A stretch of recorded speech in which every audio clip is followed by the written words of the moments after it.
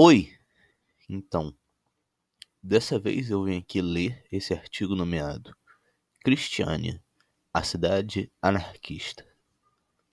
Um artigo publicado no site anarquista.net no dia 11 de fevereiro de 2013, falando sobre esse experimento de Cristiânia.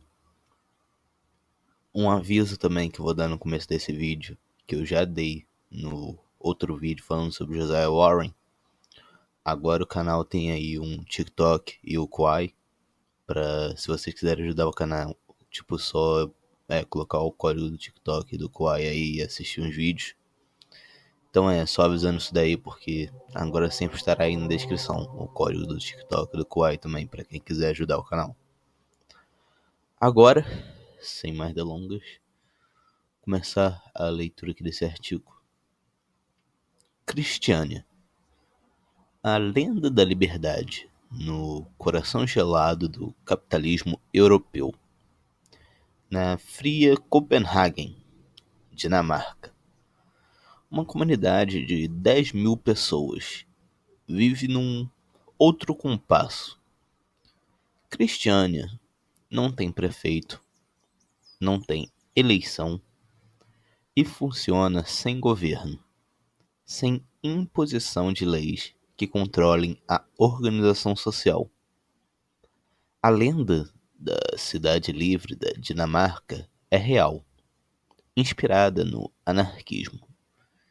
Cristiânia resiste há mais de 20 anos, inventando um jeito novo de conviver com os problemas da vida comunitária. Limpeza das ruas, rede de esgoto, manutenção dos serviços básicos, tudo é decidido e feito a partir de reuniões entre os moradores da cidade. Eles se definem como uma comunidade ecologicamente orientada, com uma economia discreta e muita autogestão, sem hierarquia estabelecida e o máximo de liberdade e poder para o indivíduo. Uma verdadeira democracia popular direta, onde o bom senso e o diálogo substituem as leis. No Brasil, poucos conhecem a história da Cidade Livre. O Tesão vai contar com exclusividade a lenda da liberdade. Cristiânia começou a escrever sua história em 1971.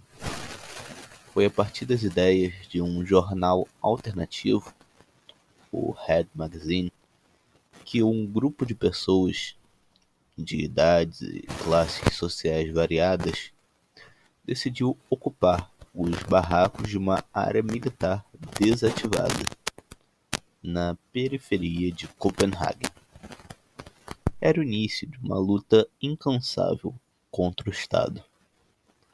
A polícia tentou várias vezes expulsar os invasores da área, mas sem sucesso. Cristiânia virou um problema político, sendo discutida no parlamento dinamarquês. A primeira vitória veio com o reconhecimento da Cidade Livre como um experimento social, em troca do pagamento das contas de luz e água, até então a cargo dos militares, proprietários da área. O parlamento decidiu que o experimento Cristiânia continuaria até a conclusão de um concurso público, destinado a encontrar usos para a área ocupada. Em 73, houve troca de governo na Dinamarca e a situação se radicalizou. O plano agora era expulsar todos e fechar o local. O governo declarou que a área seria esvaziada até o dia 1º de abril de 1976. Na última hora, o parlamento decidiu adiar o fechamento de Cristiânia. A população da Cidade Livre tinha se mobilizado para o confronto com o Estado, mas a guerra não aconteceu. O dia 1º de abril tornou-se o dia de uma grande manifestação na Dinamarca alternativa. Ao longo dos anos, a Cidade Livre aprimorou sua autogestão. Casa comunitária de banhos, creche e jardim de infância, coleta e reciclagem de lixo, equipes de ferreiros para fazer aquecedores a lenha de barris velhos, lojas e fábricas comunitárias de bicicletas. A década de 80 foi marcada pelas drogas. Em 82, o governo começou uma campanha difamatória contra Cristiânia. A Cidade Livre era considerada o centro das drogas no norte da Europa e a raiz de muitos males. A comunidade teve, então, que organizar programas de recuperação de drogados e expulsar comerciantes de drogas pesadas, como a heroína. O mercado de haxixe continua funcionando normalmente. O governo dinamarquês nunca deixou Cristiânia em paz. Vários planos foram elaborados, visando a normalização e legalização da área. Em janeiro de 92, finalmente um acordo foi assinado. Cristiânia já tinha mais de 20 anos de independência e provar ao mundo que é possível viver em liberdade. Mesmo com o acordo, o governo ainda tenta controlar a Cidade Livre. A resposta veio no ano passado, com o lançamento do Plano Verde, onde os moradores de Cristiânia expressam sua visão de futuro e que rumos tomar. A lenda de Cristiânia continua sendo escrita. Cristiânia, uma cidade sem governo. Cristiânia 2, uma cidade sem governo.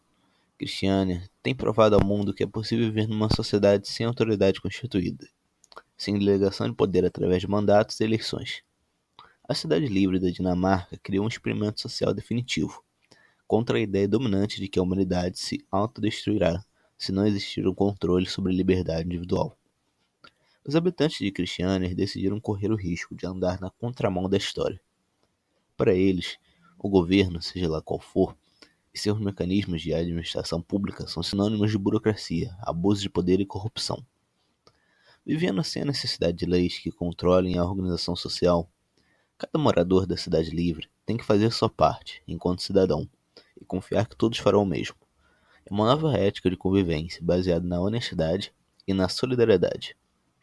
Em 23 anos de existência, a Cidade Livre sempre esteve associada à rebelião contra a ordem estabelecida, e experimentando novos meios de democracia e formas de autogestão da administração pública. Cristiânia se organiza em vários conselhos, onde todos os moradores têm direito a opinar e discutir os problemas comunitários. As decisões não são feitas por votação, mas sim através do consenso. Isso significa que não é a maioria que decide, e sim que todos têm que estar de acordo com as decisões tomadas nas reuniões. Às vezes, contam-se os votos somente para se ter uma ideia mais clara das opiniões, mas essas votações não têm nenhum significado deliberativo, não contam como uma solução para os problemas da comunidade. Cristiânia é dividida em 12 áreas, cada uma administrada pelos seus moradores, para facilitar o funcionamento dos serviços básicos. As decisões tomadas sempre por consenso podem parecer difíceis para nós, brasileiros, acostumados ao poder da maioria sobre a minoria. Pelo menos é assim que se justifica os defensores das eleições. Mas para os habitantes da Cidade Livre, o consenso só é possível quando existe autoritarismo, quando alguém tenta impor uma opinião sem dar abertura para que outras ideias apareçam e até prevaleçam como melhor solução. A experiência tem ensinado os moradores de Cristiânia que cada reunião deve discutir só um assunto, principalmente na reunião comum, que decide sobre os problemas mais importantes da comunidade. E contrariando o pessimismo dos que não conseguem imaginar uma vida sem governo institucional, a utopia está dando certo. A vida comunitária de Cristiânia preserva a liberdade individual e constrói uma eficiente dinâmica de relacionamento social, livre do autoritarismo e da submissão. A Cidade Livre vive o anarquismo aqui e agora. Ação direta. Os moradores da Cristiânia fazem questão de ser uma pedra no sapato do capitalismo. Eles não se contentam apenas em incomodar os valores tradicionais da sociedade europeia, com a vida alternativa que levam. Cristiânia também desenvolve várias atividades com o objetivo de contestar o sistema capitalista e divulgar as ideias anarquistas. Durante os primeiros anos, a Cidade Livre se tornou conhecida por suas ações no teatro e na política. E quem conseguiu maior sucesso nessa área foi o grupo Solvonen. Uma de suas ações diretas mais famosas foi em 1973, quando a OTAN, a Organização do Tratado do Atlântico Norte, uma espécie de braço armado dos Estados Unidos na Europa, realizou um encontro de cúpula em Copenhague, inspirados no programa de rádio Guerra dos Mundos, de Orson Welles, que simulou uma invasão de marcianos colocando em pânico a população norte-americana na década de 40. Centenas de pessoas, lideradas pelo grupo de teatro de Cristiane, fizeram parecer que um exército da OTAN tinha ocupado a Rádio Dinamarca e outros pontos estratégicos da cidade. A impressão que se tinha era que a Dinamarca estava ocupada por forças estrangeiras. Durante várias horas, o país inteiro ficou em dúvida se a invasão era teatro ou realidade. A ação foi uma dura crítica à intervenção dos Estados Unidos na vida dos países europeus. O Solvang também usou a criatividade para contestar o comércio da maior festa do cristianismo. Em 1974, o grupo organizou o primeiro Natal dos pobres da Dinamarca. Milhares de presentes foram distribuídos por um batalhão de Papai Noéis. Detalhe: os presentes eram artigos roubados das lojas de Copenhague. Resultado: foram todos presos, mas o escândalo ganhou as manchetes dos principais jornais da Europa, com fotos de dezenas de Papai Noéis sendo carregados pela polícia. Até hoje, o Natal dos Pobres continua sendo organizado como uma tradição. E todo ano, aproximadamente 2.000 pessoas recebem uma grande ceia em Cristiânia. Vote nulo. Então é isso. Isso daqui, no caso, foi um artigo falando sobre o experimento de Cristiânia na Dinamarca. Espero que todos tenham gostado da leitura desse artigo e até mais.